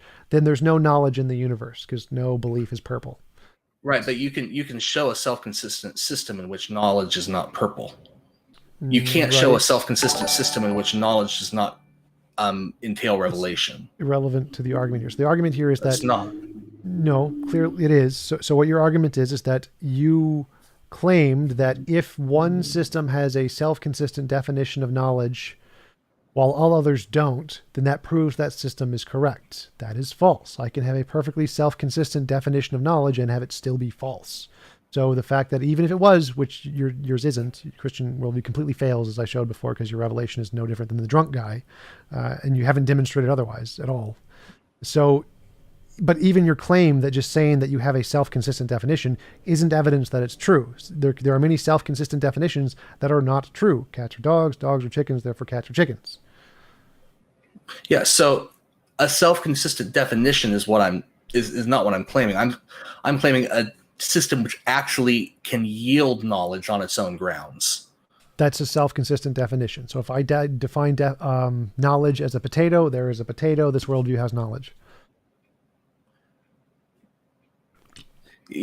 So, but I'm talking about worldviews. I'm not talking about just the definition. So you'd have to tell me more about that worldview. Wait. So what's the difference here? So it seems like you've defined knowledge as a godly potato, and there's a godly potato in your worldview. Therefore, your worldview has knowledge, which seems no different than me saying knowledge is a potato. I have a potato. I have knowledge. That's not at all what this conversation has been. So this is a new thing. I'm asking you a new thing. And it seems like you have added an arbitrary criterion to knowledge, which is completely irrelevant and is circular and does nothing but just try to support your own worldview with no evidence. And Yeah. I can do the same thing by making up my own definition. So it's not just the definition of knowledge. So on my worldview, on its own grounds, it can come to knowledge. Other worldviews, considering their ontologies, their epistemologies, their ethics all together, they cannot come to knowledge. So it's not sufficient for you to just give the definition in isolation, because you can come up with a million internally consistent just definitions completely alienated from the worldviews in which they might exist. But we still have to talk about the worldviews. Don't make a difference here. So like, I think therefore I am is justified. Well, then you're not. So I have an experience, and that experience justifies my belief. I believe I exist, and I don't need to know if it's true. I don't need to know, like, or let me do a different one. I believe there is a TV in front of me. I have a justification from my experience, and so I have a belief. Now, I could be in the matrix, but if it's true that the TV is in front of me, I have knowledge. I don't need certainty that the TV is in front of me, because whether or not it's true is independent of my knowledge of it being true. Like, I don't need to know with 100% certainty that the TV is there. I just need to have a belief, and it needs to be justified. And if it's true about reality, I have knowledge, no reference to a God. Yeah. So it's not, so it could be a true belief, right? Sure. But it's not justified if the manner by which you come to that knowledge is full of undercutting defeaters on your own system. Yeah, it is. My system doesn't require certainty, so it can be fine if there's defeaters. Right. I'm not saying it does. It requires certainty, but I'm saying you can't even have 0.00001% certainty. The percents don't matter here. I have an experience of it. That's a justification. If you want to put a percent on it, doesn't make a difference. That justification, whatever percent it is sufficient. Right. Well, I'm saying you have 0% certainty. You say I don't need certainty here. So I don't care what percent you label on it. I see a TV. I experience a TV. That itself counts as justification for me. I don't care what number you put on it. So how is that justification? So unpack that. My brain is labeling the thing in front of me as a TV. I believe there is a TV in front of me. Okay, so it's not about whether or not there actually is a TV there. It's about right. Your belief that there is a TV there. Correct. So my justification is from an experience. My experience is purely in my head, and that experience leads to a belief, and the truth of the belief is completely independent of me altogether. So whether or not there is a TV is completely independent of me. Which goes back to the cogito ergo sum. What? So that's within the foundation that you've given from the cogito ergo sum, right? Probably, yes. Direct experience. Yeah. So direct experience. I still see the problem of assuming a logic before you've established logic. Well, so I've proved that false. So the fact that there are patterns in reality does not mean logic. So the fact that there are patterns in reality does not mean logic. Those are separate things. Right. So again, let's drop the word logic. You're using the fact that there are patterns in reality to justify the fact that there are patterns within reality is what I am saying. That's my critique. No, so I'm using the patterns that I experience to create a language to describe those patterns. But I'm not claiming the patterns are there. I don't care. It doesn't make a difference. Right. So the patterns are just there for some reason. You can justify your language by which you describe those patterns because of those patterns, and then you can use that language to justify the existence of other patterns. Sure. So the tool by which you discern that there are patterns in reality. The patterns are already known. So we already know there are patterns because we see them, and then we describe them. Right, but the tool by which you see them, the tool by which you discern them. My eyes. Right. So you're assuming that tool in order to establish that tool. Nope. So again, that's irrelevant here. I have an experience. I don't care how I got this experience. I don't care why. It doesn't matter what it is. I have an experience. There are differences. So I mean, I've already debunked you on this sufficiently. Like, this is very, very easy. Mine is clearly easy to understand. I have an experience. There are differences in the things I experience. Everyone shares this experience. It's pretty easy to understand. You don't have to know anything about yourself or your eyes or your brain or the world. You experience things. There are differences in those experiences, and you create a language. I'm not saying that I'm not saying that you have to have any knowledge about anything, but you are claiming that there's some sort of tool of some sort by which you're able to detect that and say something describable about it. Sure. Which is itself the tool that you use to describe those things. Sure.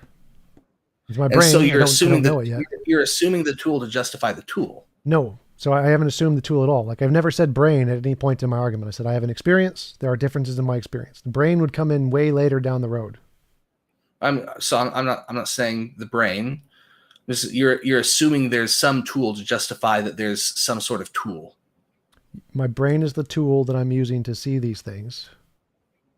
Yeah, so now you're using brains. So now you're assuming a physical existence. Right, way later down the argument. So I know that my brain exists. I know my brain is what is actually processing the things I see. I don't know this at the point of the argument. I don't need to. The starting point is just I experience and there are differences. And then once I know that, I can start labeling the differences. Oh, there's an arm, there's a leg, there are body parts and veins, and those veins carry blood, and those blood goes to the brain, and the brain has electrical signals. But there has to be a tool already there by which you can differentiate those experiences. That's the brain. So the brain is there. We already know it's the brain. Like I don't know it at this point of the argument, and I don't need to. It's irrelevant at this point in the argument. Right, but this is the first step of justifying the existence. No, it's not. This is not a step at all. This is your conclusion. This is not a step. There's never a step to start with everything in the world. The final answer is this. That's not a step. That's the conclusion. So the step is the experience. You have a phenomenon first, and then you try to get to the conclusion. I just don't know how to say this any other way. So again, I've assumed nothing about my brain here. I've never claimed I had a brain. We know I have a brain. We know that is the tool. We know the tool of my brain exists. I don't care in this argument. It doesn't make a difference.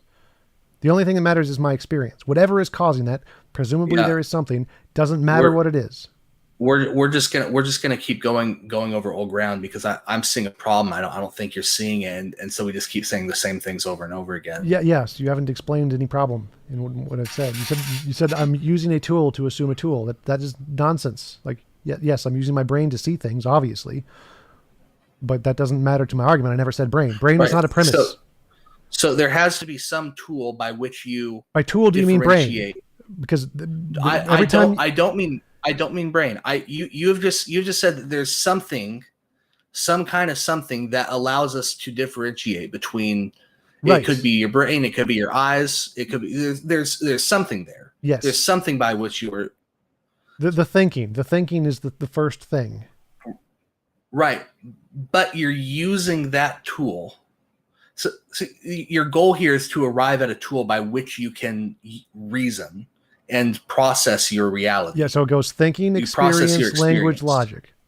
There's zero circularity in there. None of those are the same noun. Thinking, experience, language, logic. That's the pattern. It's literally not circular. It's a straight line. So say that one more time. Thinking, experience, language, logic. Right. So if you're saying that there's a line that aren't different things, and you're no longer saying that it's a tautology. So thinking, which entails experience, the language, I think, therefore I am, is a tautology. The sentence itself is irrelevant to the argument. It makes no difference. It's descriptive. It is irrelevant. Calling it a tautology does nothing. It's still the exact same thing. The existence and the pattern which you gain knowledge is irrelevant. So our thinking our thinking and experience, existence, distinguishable from one another. Our thinking and our experience are the same thing. So it is a tautology. No, they're synonyms. They mean the same thing. The thinking, I could say experience, then the thing. So it was like thinking, experience. Yeah, those two would be different. So the thinking and then what you're experiencing. That would be probably a better way to phrase it. Then you create a language. Then you create a logic. Okay, a thinking and then what you're experiencing. Yeah. The thinking is literally experience, but it's the things you're experiencing would be the second one. All right, that's helpful. Thank you. Yeah, I just don't know how to use any, because I from my perspective, I've adequately debunked this, and from your perspective, you've adequately debunked everything I've said. Well, I still don't understand what you're saying is a debunking of this. So how is that circular? Thinking, experience, language, logic. Where is the circle? What premise is in the conclusion? Yeah. So at it's the middle between each one of those things. So thinking, experience, reason, logic. Is that right? Thinking, experience, language, logic.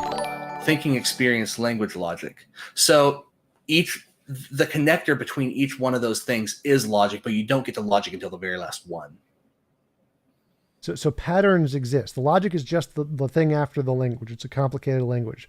The patterns in reality exist independently of any of these things. So patterns in reality exist. Right. And so I'm defining logic as those that the thing that causes those patterns in the first place, and you're defining logic as a language. Right. So the pattern itself is not logic. Logic itself does not exist. It is an abstract concept. There are things that exist, protons and neutrons. The fact that they exist is not logic. Yeah. So I'm asking, how do you justify? How do you account for the fact that reality is in fact acting this way so that it is describable? Again, I don't need to. It's irrelevant. It's not a part of the premises. If it's not describable, then you can't end up at logic. No, again, so that's not why I am seeing a camera and a TV. It does not matter. It's irrelevant. I am seeing a camera and a TV. Why is irrelevant? If you can't describe it, you can't have a description. Well, I just described it, camera and TV. So you asking why is reality such a way that I can describe it doesn't matter. It's irrelevant. I know reality is such a way because I'm literally doing it right now in the present. I don't need to know why. It doesn't make a difference to the argument. Right. So here's the thing. That it is describable could be completely illusory. In which case, I'm still describing it. How could my description be illusory? How could my describing my own experience be an illusion?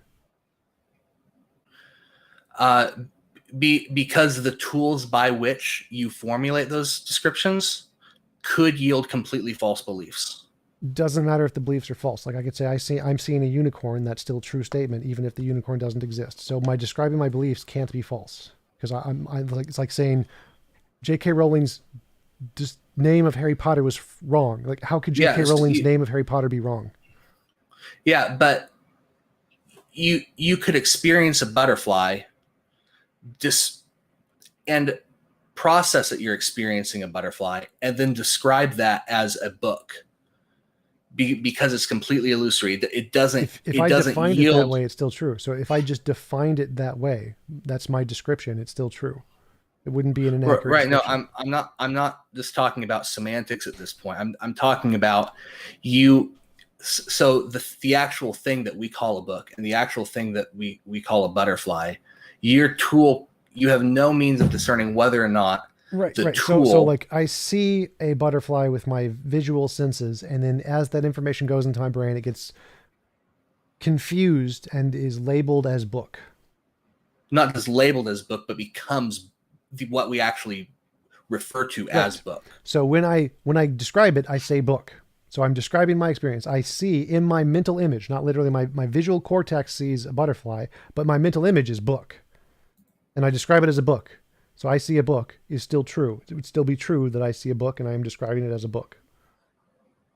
No. So you're actually experiencing the butterfly, and that becomes book in your description of it. So there's a discontinuity between your description and the thing you're experiencing. So if experience and language are not identifiable with one another, different steps in this, then there could be a break there, and you have no means of establishing the continuity between them. So the continuity is literally my brain makes a connection. I see a TV, I see a camera. Now those connections could be wrong, but the connection my brain is making is still the connection my brain is making. So if I label something, if I give an experience a label, that label must be by definition true, because I'm saying I have this experience and I'm going to give this experience that label. Yeah. So we're still saying different things. I still think you're not understanding what I'm saying. I think I'm understanding what you're saying. It's like when I try to write down the word butterfly, I accidentally write down the word book or something like that. I'm thinking of a butterfly. I see a butterfly in my head, but when I try to write it down, it comes out as book or something like that. No, I'm saying you're assuming there's some kind of necessary connection between experience and language. I'm saying you can't justify that. Well, no, there's no necessary connection. I'm literally just making it up. I'm making up a language to describe my experience.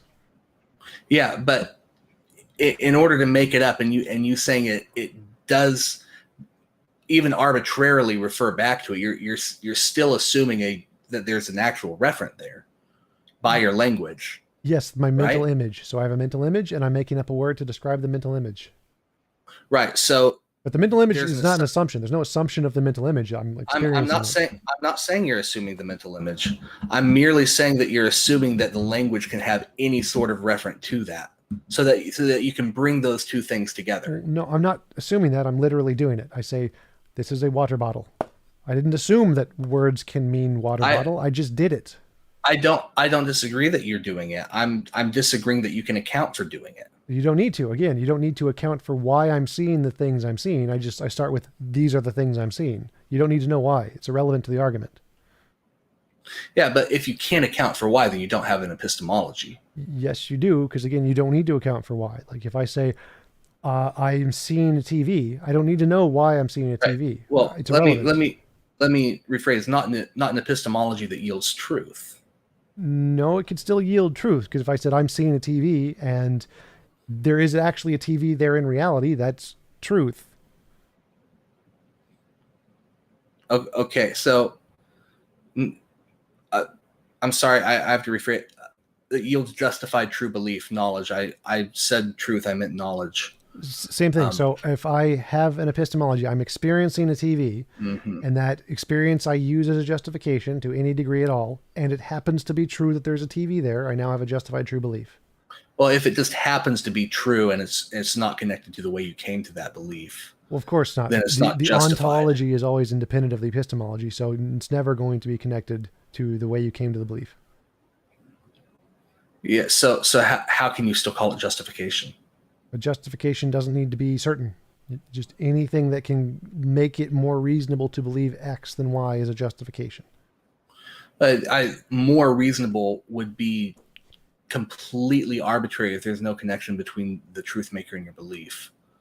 The truth maker is reality. Yeah, and so if the fact that there's a TV there in reality doesn't have any relation whatsoever to how you came to the belief, then the truth maker is disconnected from your experience of it, and you're not actually justifying it. No, you can still be justified. So you can have false justification get to your problems. Like, it's totally fine. You don't need justification to be necessarily tied into reality itself. Like, I could phrase it this way. I could say, I believe I am seeing a TV. That statement would be true. That would be a justified true belief. Okay, yeah. So then you're entirely within your mind still. So that's still knowledge. That's still knowledge. So I can still have knowledge about God. So that's within the cogito ergo sum based worldview which I don't think can yield anything outside of your own mind. Well, that's fine. So I'm not. The only thing I need to show is that you can have knowledge without God, and I have knowledge without God. Yeah, and so I'm still saying you can't, because there's still some kind of logic there that you're assuming. It's in the ergo. No, again, so again, I've already debunked that. The therefore is just So descriptive. I don't think it's descriptive of something though. Yes, what's reality. It descriptive of? Reality. So I experience. That's a real thing.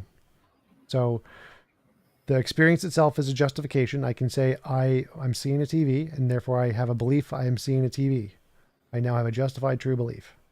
No reference to a God. Yeah. Can we wrap this up at 9? Or I guess. Yeah, we can wrap it up now. That's fine. 8 your time. Yeah, I just see us going in circles. Obviously we've come to the end of this. You see me as completely debunked. I don't see anything at all compelling about what you've said though.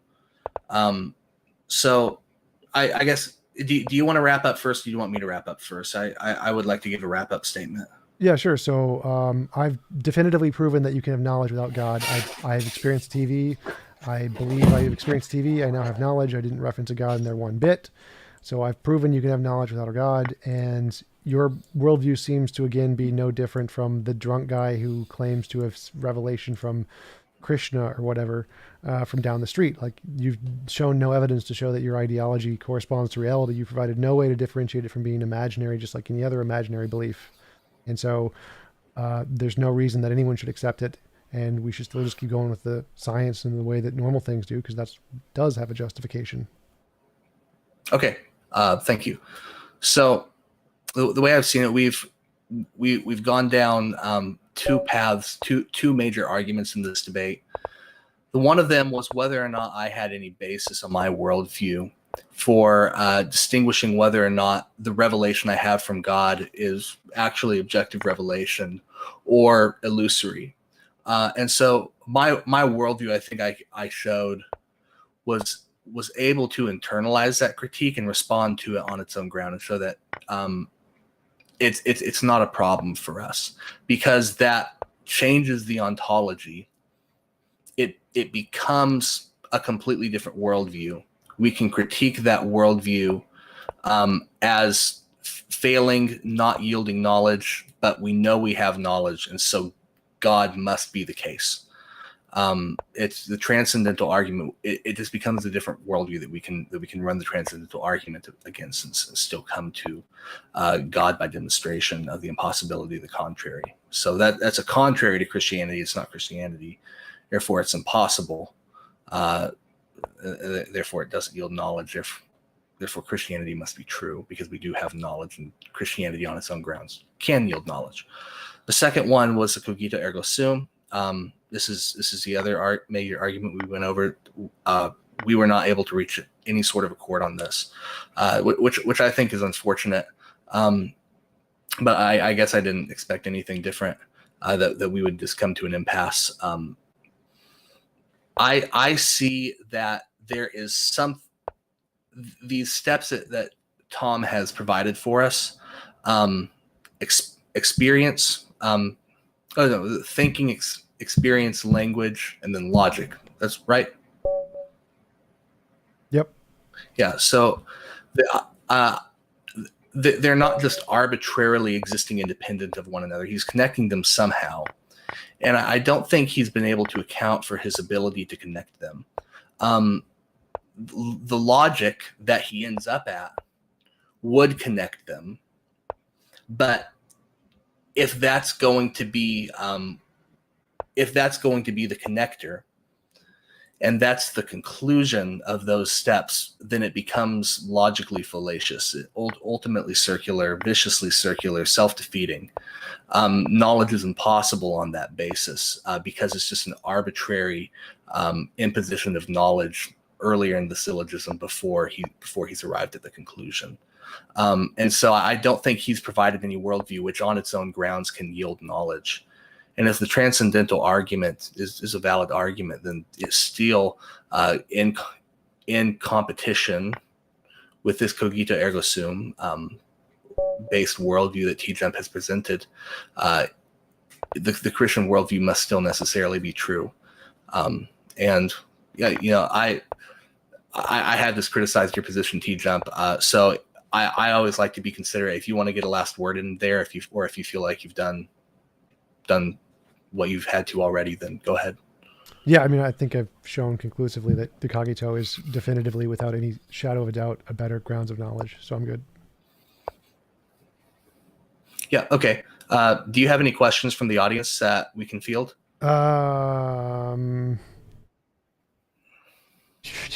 Chat. Where's the chat? Or if you want to get going, that's okay too. I think there was like 3 or 4 super chats earlier on, mostly comments and subs. I don't know if there are any questions. For questions, it'd be better to go on Discord. They have, with the audience there, Scotty can run the questions, but I don't see any right now. Okay. Do you want to go into Discord and field questions, or again, I can be done at any point as well. Wherever you want to be done. Yeah, we should next time do it in Discord. That's where the questions will be. So Okay. I'll just So head out. are you saying you do want to do it again, or? Sure. We can set one up with you and the other guys in the Discord too. Okay. Yeah, if you want to, I'm game for that. Cool. So, All right. Thanks for coming on. Appreciate talking with you. yep. Thank you. Yeah, See- I appreciate it as well. I appreciate that we were able to, be civil, and even though we really strongly disagreed with one another. So, Yep. yeah. See you later. Yeah.